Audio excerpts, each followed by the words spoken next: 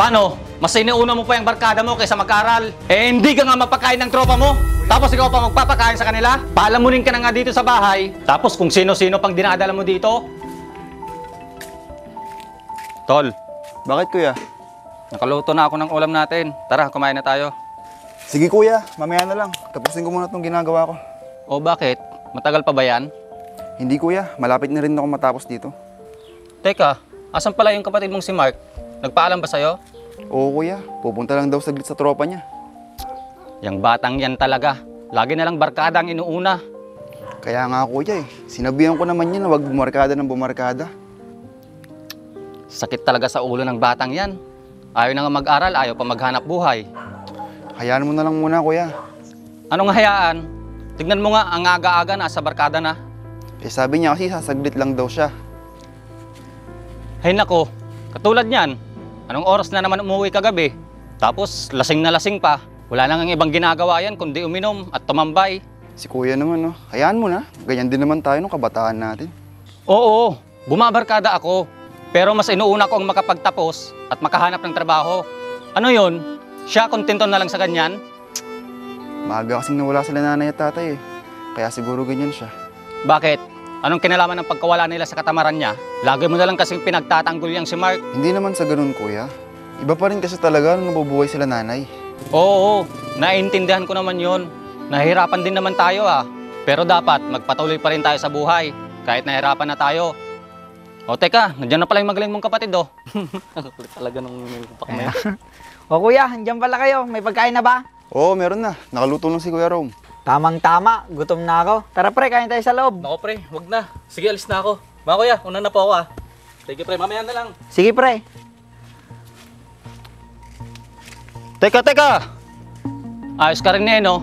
Ang aga-aga nasa galaan ka kaagad. Tapos pag uwi mo dito, pagkain agad ang hinahanap mo. Sumaglit lang naman ako kila Ben Sumaglit? Eh anong oras ka na nga umuwi kagabi? Tapos ngayon ang aga-aga nasa labayan ka na naman? Bakit kuya? Nagpaalam naman ako kay Kuya Dennis Bakit? Si Dennis lang bang tao dito? Wala ka kasi kuya nung nagpaalam ako. Sabi ni Kuya Dennis, nasa palengke ka raw. Paano? Ang alam mo kasi kapag sa akin ka nagpaalam, hindi kita papayagan. Kuya, hayaan mo na si Mark. Ano yon? Hindi pwedeng lagi na lang hahayaan. Hindi na yan magbabago kung lagi mong kukonsintihin. Kaya lumalaking walang patutunguhan yan dahil lagi mong kinakampihan. Bakit kuya? Wala naman akong ginagawang masama Anong wala? Sa tingin mo wala? Sige nga. Anong plano mo sa buhay, Mark? Habang buhay ka na lang ba aasa sa amin ng Kuya Dennis mo? Ayaw mong mag-aral? Ayaw mo rin maghanap ng pagkakakitaan? Anong na lang mangyayari sa'yo? Habang buhay ka na lang bang magiging tambay? Kuya, tama na. Hindi, Dennis. Hindi matatawan tong kapatid mo kung lagi mo na lang kakampihan. Bakit? Sino bang nagsabing intindihin niyo ako? Alam ko ang ginagawa ko. Eh, alam mo palang ginagawa mo Kuya, tama na. Eh, bakit hanggang ngayon umaasa ka pa rin sa amin? Dapat kaya mo nang palamunin yung sarili mo. Hindi puro barkada na lang inaatupag mo. Kuya, hayaan mo na. Sinusubukan ko naman mag-apply. Eh anong magagawa ko? Di ako natatanggap Nag-a-apply? Saan ka nag-a-apply? Sa inuman? Eh bakit? Kasalanan ko ba kung di ako natatanggap sa ina-applyan ko? Ano? Mahirap mag-apply, di ba? Kung tinapos mo lang sana yung pag-aaral mo noon, eh di sana hindi ka nahirapan ngayon. Paano? Mas inuuna mo pa yung barkada mo kaysa mag-aral. Eh hindi ka nga mapakain ng tropa mo. Tapos ikaw pa magpapakain sa kanila? Palamunin ka na nga dito sa bahay. Tapos kung sino-sino pang dinadala mo dito. Madali lang sabihin sa'yo yan kuya kasi matalino ka. Eh ako, walang tumutulong sa akin. Walang tumutulong sa'yo?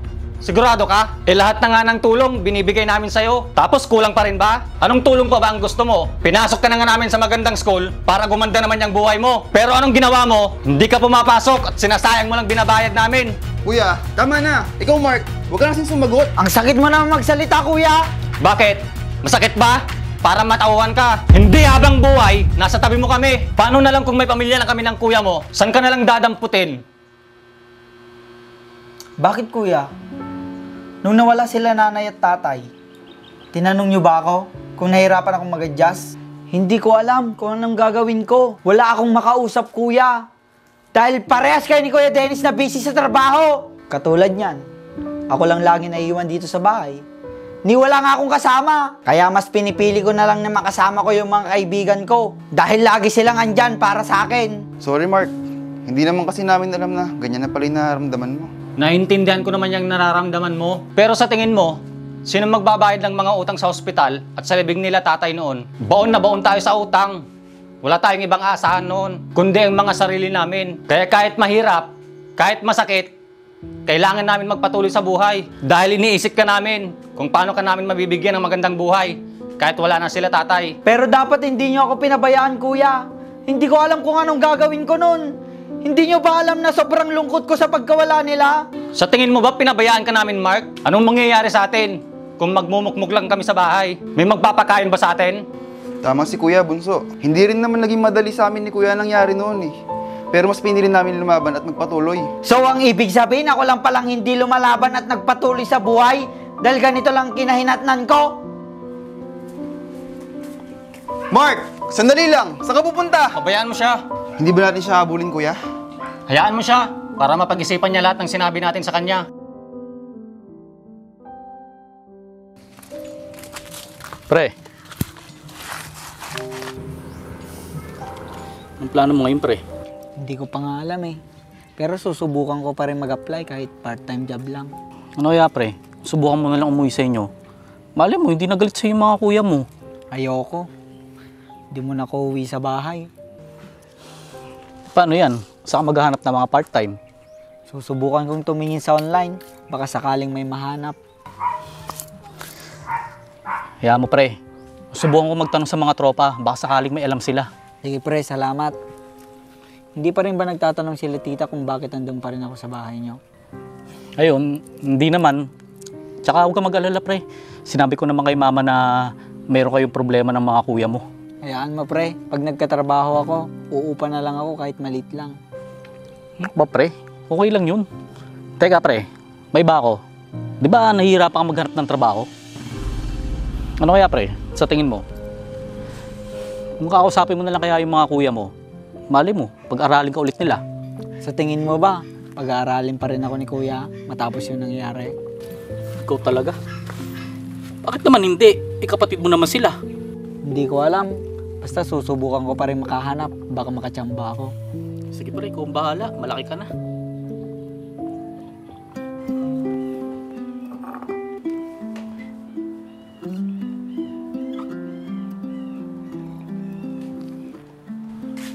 Hoy Dennis, Oh, Mark! Saan ka ba nanggaling? kuya patawad. Alam mo ba nag-aalala kami sa'yo? Sorry kuya kung pinag-alala ko kayo. Asan pala si Kuya Rom? Andun sa loob. Lalabas din yun dito. Kumuha lang siya ng kape niya. Kuya! Meron tayong bisita! Oh, Mark! O kuya, Gusto mo ba ng kape? hindi kuya. Okay lang, salamat. Teka, kamusta ka naman? Anong balita sa'yo? Mabuti naman kuya. Sa totoo niyan, mag-aral na ulit ako. Talaga, Mark? Oo kuya, naka-enroll na ako. Buti naman at naisipan mong bumalik sa pag-aaral. At saan ka naman kumuha ng pambayad sa school? Nakahanap ako ng trabaho ko kuya. Okay naman yung sahod kaya nakaipon ako ng pang-tuition ko. Ano kaya kung dito ka na lang muna ulit sa bahay? Para makatulong kami sa'yo. Di ba, Kuya? Aba, kung gusto ba ni Mark, bakit hindi? Dito ka na ulit sa bahay. 3 na nga lang tayo, tapos nakaiwalay ka pa. Salamat kuya. Sorry din pala sa'yo Kuya Rom. Pati sa'yo Kuya Dennis sa mga nasabi ko noon. Na-realize ko na tama pala yung mga pinagsasabi niya sa akin dati. Siguro, kung nabubuhay sila nanay ngayon, matutuwa sila kasi naisipan mong baguhin yung buhay mo. Oo kuya, pinagbubuti ko na yung sarili ko para maging proud sa akin sila nanay at tatay kahit wala na sila. Sorry din kung nagkulang kami sa'yo ng Kuya Dennis mo. Hindi ka namin dapat tinayaan mag-isa noon. Okay na yun kuya, naiintindihan ko naman ang lahat. Dati kasi, naging makasarili ako. Iniisip ko lang lagi yung sarili ko. Pero hindi ko naisip yung hirap na pinagdaanan yung dalawa ni kuya. Tama na yung drama nyo. Mabuti pa. Pumasok na tayo sa loob. Oo nga pala, malapit ng kasal ng Kuya Dennis mo. Tara sa loob, ayusin natin yung invitation. Sige po. O, tara.